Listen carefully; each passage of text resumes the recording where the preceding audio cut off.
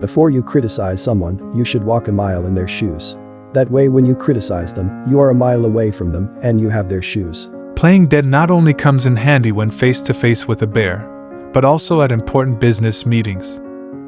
To me, clowns aren't funny. In fact, they're kind of scary. I've wondered where this started, and I think it goes back to the time I went to the circus, and a clown killed my dad. To me, it's always a good idea to always carry 2 sacks of something when you walk around. That way, if anybody says, "Hey, can you give me a hand?" you can say, "Sorry, got these sacks."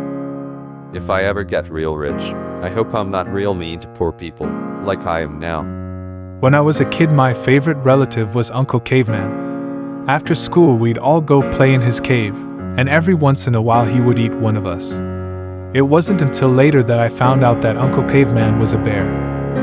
I can picture in my mind a world without war, a world without hate. And I can picture us attacking that world, because they'd never expect it. I hope some animal never bores a hole in my head and lays its eggs in my brain, because later you might think you're having a good idea, but it's just eggs hatching. One thing kids like is to be tricked. For instance, I was going to take my little nephew to Disneyland, but instead I drove him to an old burned-out warehouse. "Oh, no," I said, "Disneyland burned down." He cried and cried, but I think that deep down he thought it was a pretty good joke. I started to drive over to the real Disneyland, but it was getting pretty late.